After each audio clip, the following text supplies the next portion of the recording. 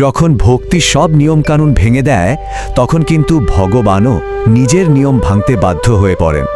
আজ আমরা ঠিক এমনই একজন ভক্তের গল্প শুনব, যার কাছে ঈশ্বরের প্রতি নির্মল ভালোবাসাটাই ছিল সবকিছু, সব নিয়ম, সব আচার অনুষ্ঠানের ঊর্ধ্বে। কিভাবে একজন খুব সাধারণ ভক্তের হাতে বানানো সামান্য খিচুড়ি মন্দিরের বন্ধ দরজার ওপারে স্বয়ং ভগবান জগন্নাথের ঠুটে গিয়ে পৌঁছল, আসুন এই অদ্ভুত রহস্যের গভীরে ঢোকা যাক।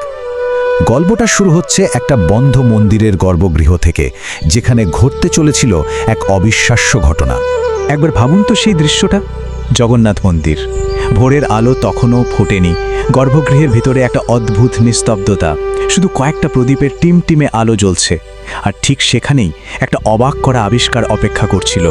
তো প্রতিদিনের মতোই প্রধান পুরোহিত রাজেন্দ্র এলেন ভগবানকে জাগিয়ে স্নান করাতে, কিন্তু আজ ঢুকেই তার কেমন যেন খটকা লাগলো। ভগবানের মূর্তির দিকে তাকিয়েই তিনি চমকে উঠলেন। মূর্তির ঠোঁটের কোণায় একদানা খিচুড়ি, শুধু তাই না, গালে হালকা হলুদ দাগ, ঠিক যেন কোনো বাচ্চা ছেলে তাড়াহুড়ো করে খেয়ে হাত মুছে নিয়েছে।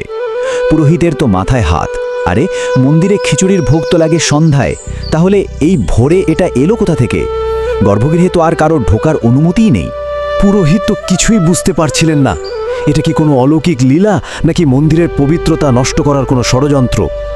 তিনি এতটাই ঘাবড়ে গেছিলেন যে সোজা ছুটে গেলেন রাজা গজপতির কাছে এই অদ্ভুত ঘটনার খবরটা দিতে। খবরটা শুনে রাজাও গভীর চিন্তায় পড়ে গেলেন। একদিকে মন্দিরের অপবিত্রতার প্রশ্ন, অন্যদিকে নিরাপত্তার এত বড় একটা ফাঁক।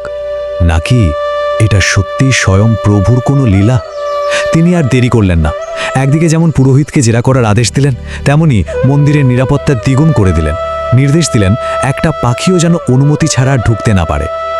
আচ্ছা, এবার চলুন রাজদরবারের এইসব জাঁকজমক আর উত্তেজনা থেকে একটু দূরে যায়, কারণ এই গল্পের আসল রহস্যটা কিন্তু লুকিয়ে আছে এক সাদামাটা কুঁড়ে ঘরে।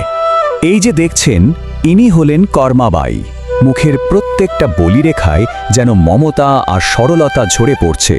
প্রাসাদ থেকে অনেক দূরে একটা ছোট্ট কুঁড়ে ঘরে থাকেন তিনি। তার একটাই কাজ, রোজ সকালে উঠে তার লালার জন্য, মানে তার আদরের গোপালের জন্য ভালোবাসায় মেখে বাজরার খিচুড়ি বানানো।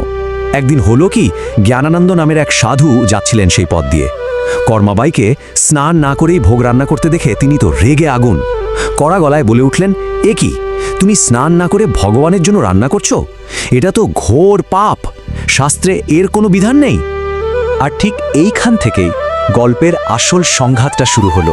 একদিকে শাস্ত্রের কঠোর নিয়মকানুন, আর অন্যদিকে এক মায়ের নির্মল ভালোবাসা। ভক্তির আসল পথ তাহলে কোনটা? দেখুন, দুজনের পথটা ছিল একেবারে আলাদা। সাধুর ভক্তি ছিল শাস্ত্র, নিয়ম আর শৃঙ্খলা দিয়ে বাঁধা, আর কর্মবাইয়ের ভক্তির একটাই ভিত্তি ছিল ভালোবাসা। তার লালার খিদে, তার মাতৃস্নেহ, এটাই ছিল তার কাছে সবচেয়ে বড় নিয়ম। সাধুর বকুনি শুনে কর্মাবাইয়ের মুখটা একদম শুকিয়ে গেল।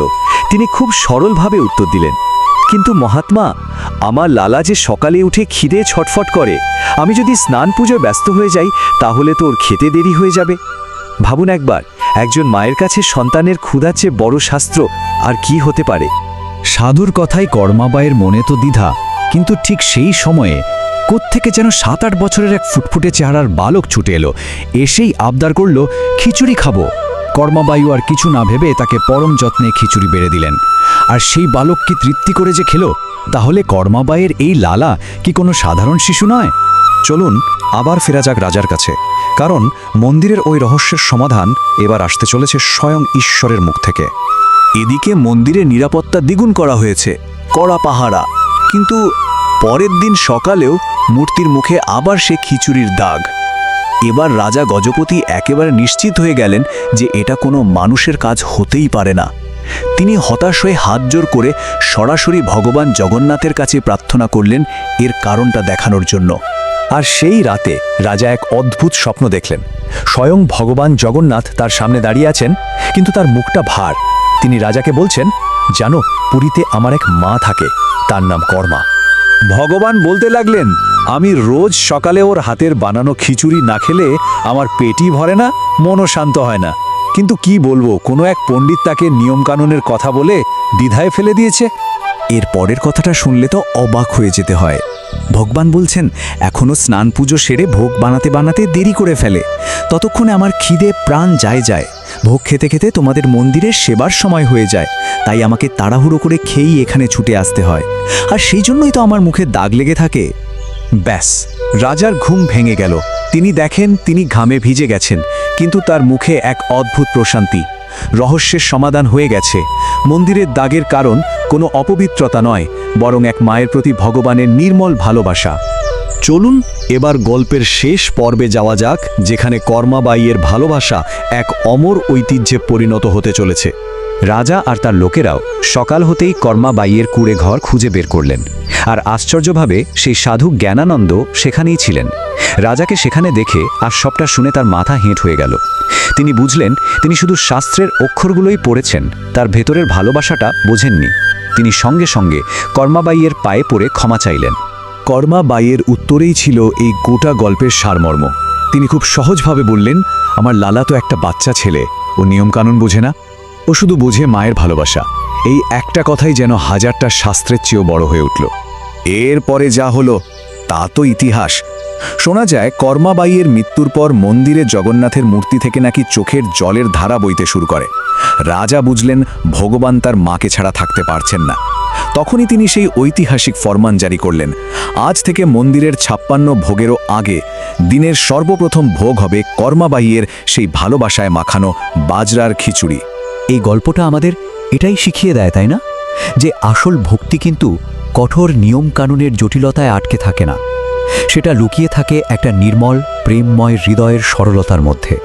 তো এবার তাদের জন্য একটা প্রশ্ন, যারা পুরো গল্পটা খুব মন দিয়ে শুনেছেন। বলুন তো, কর্মাবাই ভগবানকে প্রথম কোন ভোগটি নিবেদন করেছিলেন? অপশনগুলো তো স্ক্রিনে রয়েছে, আপনাদের উত্তরটা অবশ্যই কমেন্টে জানাবেন। এমন আরও সুন্দর গল্প শোনার জন্য আমাদের সাথে থাকবেন।